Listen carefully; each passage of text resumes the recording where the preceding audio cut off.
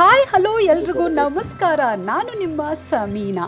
ಇದು ಅಂಡಮಾನ್ನ port ಬ್ಲೇರ್ನಲ್ಲಿರುವ flag point. ಸ್ವಾತಂತ್ರ್ಯ ಸಂಗ್ರಾಮದ ಅತ್ಯಂತ ಪವಿತ್ರ ಸ್ಥಳಗಳಲ್ಲಿ ಇದು ಒಂದು. 1943 ಇದು ನೇತಾಜಿ ಅವರು ಬಂದ ವರ್ಷವನ್ನ ನೆನಪಿಸುತ್ತೆ. ಡಿಸೆಂಬರ್ 30, 1943ರಲ್ಲಿ ನೇತಾಜಿ ಸುಭಾಷ್ ಚಂದ್ರ ಬೋಸ್ ಅವರು ಮೊಟ್ಟ ಮೊದಲ ಬಾರಿಗೆ ಅಂಡಮಾನ್ನಲ್ಲಿ ಭಾರತದ ತ್ರಿವರ್ಣ ಧ್ವಜ ಹಾರಿಸಿದ್ದು. ಭಾರತಕ್ಕೆ ಅಧಿಕೃತವಾಗಿ ಸ್ವಾತಂತ್ರ್ಯ ಸಿಗೋ 1947 ಅಂದರೆ 4 ವರ್ಷಗಳ ಮುಂಚೆ ಭಾರತೀಯ ಮಣ್ಣಿನಲ್ಲಿ ಹಾರಿದ ಮೊದಲ ಧ್ವಜ ಇದಾಗಿದೆ. ನ್ಯಾಷನಲ್ ಪೋರ್ಟಲ್ ಆಫ್ ಇಂಡಿಯಾ ಈ ಮಹತ್ವದ ಮೈಲಿಗಲ್ಲನ್ನು ದಾಖಲಿಸಿದೆ. ಅಂದರೆ ಇಲ್ಲಿನ ಜಿಮ್ಖಾನಾ ಗ್ರೌಂಡ್ನಲ್ಲಿ first time Indian national flag ಅನ್ನು ಹಾಯ್ಸ್ಟ್ ಮಾಡಿದ್ದು ಅಂತ ಇತಿಹಾಸಕಾರರು, ಸ್ಥಳೀಯರು, ಗೈಡ್ ಎಲ್ಲರೂ ಹೇಳ್ತಾರೆ. ಆದರೆ 2018ರಲ್ಲಿ ಆ ಜಾಗ ಬದಲಿಸಿ ಸಮುದ್ರ ತೀರದಲ್ಲಿ ಫ್ಲಾಗ್ ಪಾಯಿಂಟ್ ಅಂತ ಮಾಡಿದ್ರು. ಇದನ್ನ 2018ರಲ್ಲಿ ನಮ್ಮ ಪ್ರಧಾನಿ ನರೇಂದ್ರ ಮೋದಿ ಅವರು ಉದ್ಘಾಟಿಸಿರೋದು. ನೇತಾಜಿ ಅವರು ಇಲ್ಲಿ ಧ್ವಜಾರೋಹಣ ಮಾಡಿ 75 ವರ್ಷ ಕಂಪ್ಲೀಟ್ ಆದ ನೆನಪಿಗೆ ಪ್ರಧಾನಿ ಮೋದಿ ಅವರು 150 ಅಡಿ ಎತ್ತರದ ಬೃಹತ್ ತ್ರಿವರ್ಣ ಧ್ವಜವನ್ನ ಹಾರಿಸಿದ್ರು. ಇದನ್ನ ತಿರಂಗ ಸ್ಮಾರಕ ಅಂತಾನೂ ಕರೀತಾರೆ. ಭಾರತಕ್ಕೆ ಸ್ವಾತಂತ್ರ್ಯ ಸಿಗೋ 4 ವರ್ಷ ಮೊದಲೇ ಅಂಡಮಾನ್ ಮತ್ತು ನಿಕೋಬಾರ್ ಐಲ್ಯಾಂಡ್ಗಳನ್ನು ಬ್ರಿಟಿಷರಿಂದ ಮುಕ್ತಗೊಳಿಸಿದ ಮೊದಲ ಭಾರತೀಯ ಭೂಭಾಗ ಅಂತ ನೇತಾಜಿ ಸುಭಾಷ್ ಚಂದ್ರ ಬೋಸ್ ಅವರು ಘೋಷಿಸಿದ್ರು. ಇಲ್ಲಿಂದಾನೇ ನಿಂತ್ಕೊಂಡು ರಾಸ್ ಐಲ್ಯಾಂಡ್ ನೋಡಬಹುದು. ಸಂಜೆ ಹೊತ್ತಲ್ಲಿ ಇಲ್ಲಿ ಲೈಟಿಂಗ್ಸ್ ಇರುತ್ತೆ. ತಂಪಾದ ಸಮುದ್ರದ ಗಾಳಿಯಲ್ಲಿ ಸುತ್ತಾಡ್ತಾ ಇದ್ರೆ ಎಷ್ಟೋ ಸ್ಟ್ರೆಸ್ ಕಡಿಮೆ ಆಗ್ಬಿಡುತ್ತೆ. ಹಾಗೆ ಸಂಜೆ 6 ಗಂಟೆ ನಂತರ ಇಡೀ ಧ್ವಜಸ್ತಂಭ ಮತ್ತು ಸ್ಮಾರಕ LED ಲೈಟ್ನಿಂದ ಮಿಂಚ್ತಾ ಇರುತ್ತೆ. ಹಾಗೆ ಇಲ್ಲಿ ನಿಮಗೆ ಕೂತ್ಕೊಳ್ಳೋಕೆ ಬೆಂಚಸ್ ಇದೆ. ಬೆಳಗ್ಗೆ ಟೀ ಕಾಫಿ ಕುಡಿಯೋ ಅಭ್ಯಾಸ ಇದ್ರೆ ಡೋಂಟ್ ವರಿ, ಅಲ್ಲೇ ಮುಂದೆ ಸ್ಟಾಲ್ಸ್ ಇದೆ. 6:30ಗೆ ತಿಂಡಿನೂ ರೆಡಿ ಇರುತ್ತೆ. ಇಲ್ಲಿಗೇನಾದರೂ ಬಂದರೆ ನೀವು ಎಳ್ನೀರು ಕುಡಿಯೋದನ್ನು ಮಾತ್ರ ಮಿಸ್ ಮಾಡಬೇಡಿ. ಇಲ್ಲಿ ಟೂರಿಸ್ಟ್ ಕೇರ್ಫುಲ್ ಆಗಿ ನಿಂತ್ಕೊಂಡು ಫೋಟೋ ತೆಗೆಸ್ಕೊತಾರೆ. 1943 ಎಷ್ಟು ದೊಡ್ಡದಾಗಿ ಬರೆದಿದ್ದಾರೆ ನೋಡಿ. 1943ರಲ್ಲಿ ನೇತಾಜಿ ಸುಭಾಷ್ ಚಂದ್ರ ಬೋಸ್ ಅವರು ಅಂಡಮಾನ್ನ ಪೋರ್ಟ್ ಬ್ಲೇರ್ನಲ್ಲಿ ಮೊದಲ ಬಾರಿಗೆ ಭಾರತದ ತ್ರಿವರ್ಣ ಧ್ವಜವನ್ನು ಹಾರಿಸಿದ್ದು. ಈ ನೆನಪಿಗೋಸ್ಕರ 1943 ಅಂತ ಇಷ್ಟು ದೊಡ್ಡದಾಗಿ ನಂಬರ್ ಬರೆದಿರೋದು. ಫ್ಲಾಗ್ ಪಾಯಿಂಟ್ ನೋಡೋಕೆ ಟಿಕೆಟ್ ತಗೊಳ್ಳೋ ಅವಶ್ಯಕತೆ ಇಲ್ಲ. ಫ್ರೀ 24 ಅವರ್ಸ್ ಓಪನ್ ಇರುತ್ತೆ.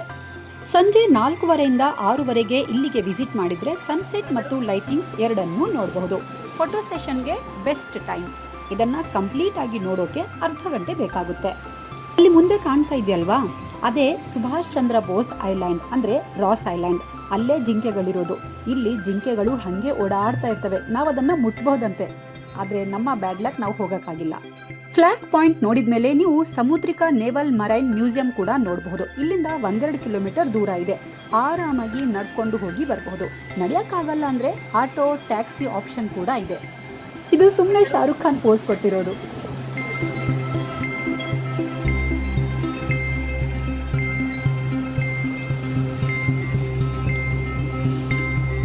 ಇಲ್ಲಿ ನೋಡಿ, ಈ ಸ್ಮಾರಕಗಳಲ್ಲಿ ಎಲ್ಲಾ ಭಾಷೆಯಲ್ಲಿ ಜೈ ಹಿಂದ್ ಅಂತ ಕೆತ್ತನೆ ಮಾಡಲಾಗಿದೆ. ಎಲ್ಲಾ ಭಾಷೆಯ ಸ್ವಾತಂತ್ರ್ಯ ಹೋರಾಟಗಾರರ ನೆನಪಿಗಾಗಿ ಸ್ಮಾರಕ ಫಲಕಗಳನ್ನು ಹಾಕಲಾಗಿದೆ. ಹಿಂದಿ, ಇಂಗ್ಲಿಷ್, ಕನ್ನಡ, ಪಂಜಾಬಿ, ತಮಿಳು, ತೆಲುಗು, ಬೆಂಗಾಲಿ ಸೇರಿದಂತೆ ಇನ್ನೂ ಅನೇಕ ಭಾಷೆಗಳಲ್ಲಿ ಫ್ಲಾಗ್ ಪಾಯಿಂಟ್ ಹತ್ರ ವೀರ ಯೋಧರ ನೆನಪಿಗಾಗಿ ಸ್ಟೋನ್ ಕಾರ್ವ್ಡ್ ಮೆಮೋರಿಯಲ್ಸ್ ನಿರ್ಮಿಸಿದ್ದಾರೆ. ಹಾಗೆ ಇಲ್ಲಿ 1943ರ ಐತಿಹಾಸಿಕ ಕ್ಷಣಗಳ ಬಗ್ಗೆಯೂ ಬರೆದಿದ್ದಾರೆ.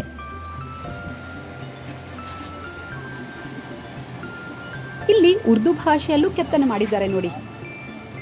ಬೇಗ ಹೊರಡಬೇಕು ಅಂತ ಹೇಳಿದ್ರಿಂದ ಬೆಳಗ್ಗೆ 6 ಗಂಟೆಗೆ ನಾನು ಮತ್ತು ರೆಹಮಾನ್ ವಾಕ್ ಮಾಡಿಕೊಂಡು ಈ ವಿಡಿಯೋ ಮಾಡಿಕೊಂಡು ಬಂದಿದ್ದು.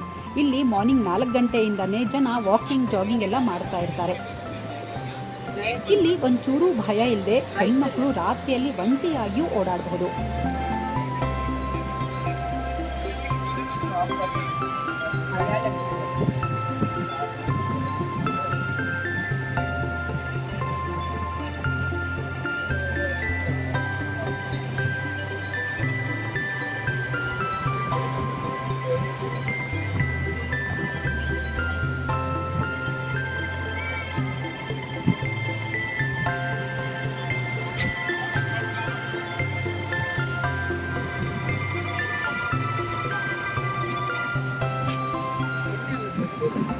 ಏಡಿ ಎಲ್ಲ ಏಡಿ ಇದೆ ನೋಡಿ. ಇಲ್ಲಿ ನೀರು ಎಷ್ಟು ಸ್ವಚ್ಛವಾಗಿದೆ ಅಂದರೆ ಸುಮಾರು 20 ಮೀಟರ್ನಷ್ಟು ಆಳದಲ್ಲಿ ಏನಿದೆ ಎಲ್ಲ ನೋಡಬಹುದು. ಅಲ್ಲಿಂದ ಹಾಗೆ ಸ್ವಲ್ಪ ದೂರ ನಡ್ಕೊಂಡು ಹೋದರೆ ಶ್ರೀ ಅಲೈಕಡಲ್ ಅಯ್ಯನಾರ್ ದೇವಸ್ಥಾನ ಇದೆ.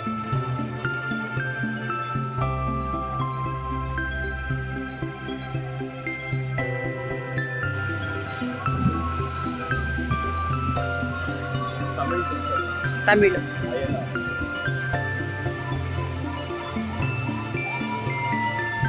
ಚಿತ್ರ ಪೂರ್ಣಿಮಾ ಫೆಸ್ಟಿವಲ್ ನಡೀತಾ ಇದೆ.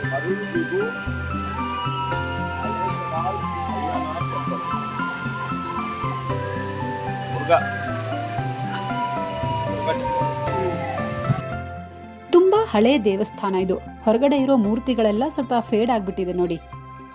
ಸಮುದ್ರದ ಪಕ್ಕದಲ್ಲೇ ಈ ದೇವಸ್ಥಾನ ಇದೆ. ಅಯ್ಯನಾರ್ ಅನ್ನೋದು ತಮಿಳರು ಪೂಜಿಸುವ ಪ್ರಮುಖ ಕಾವಲು ದೇವತೆಗಳಲ್ಲಿ ಒಬ್ರು. ಅಂಡಮಾನ್ನಲ್ಲಿ ತಮಿಳು ಸಮುದಾಯದವರು ಹೆಚ್ಚಿನ ಸಂಖ್ಯೆಯಲ್ಲಿ ಇರೋದ್ರಿಂದ ಅವರ ರಕ್ಷಣೆ ಮತ್ತು ಏಳಿಗೆಗಾಗಿ ಈ ದೇವಸ್ಥಾನ ಸ್ಥಾಪನೆ ಮಾಡಲಾಯಿತು ಅನ್ನೋ ಐತಿಹ್ಯ ಇದೆ.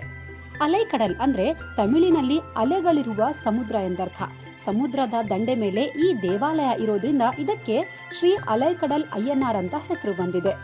ಹಾಗೆ ಇಲ್ಲಿ ರಕ್ಷಕ ಪ್ರತಿಮೆಗಳಿವೆ. ಇಲ್ಲಿ ದೇವರು ಕುದುರೆ ಮತ್ತು ಆನೆ ಮೇಲೆ ಕೂತಿದ್ದಾರೆ. ಈ ದೇವರುಗಳು ಗ್ರಾಮವನ್ನ ರಕ್ಷಣೆ ಮಾಡುತ್ತವೆ ಅಂತೆ. ಸಮುದ್ರದ ಅಲೆಗಳ ಸದ್ದು ಮತ್ತು ತಂಪಾದ ಗಾಳಿ ಮಧ್ಯೆ ಇರುವ ಈ ದೇವಾಲಯದಲ್ಲಿ ಸ್ವಲ್ಪ ಹೊತ್ತು ಕೂತ್ಕೊಂಡ್ರೆ ಮನಸ್ಸಿಗೆ ಒಂಥರ ನೆಮ್ಮದಿ ಸಿಗುತ್ತೆ.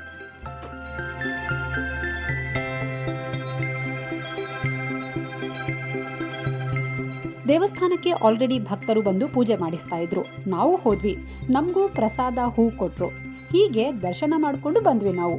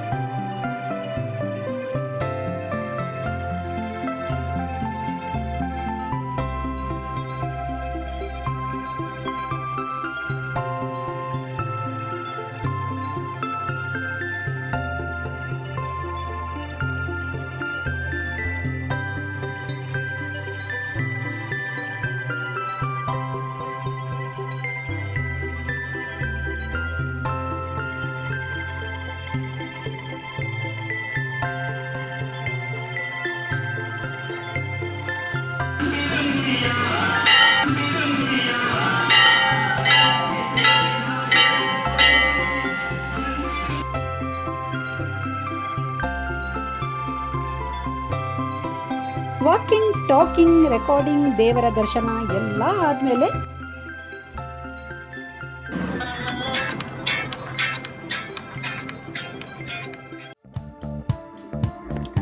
चंदा ही देखा अखा बाजू में हमरे रखा, ही देख करे मनवा कई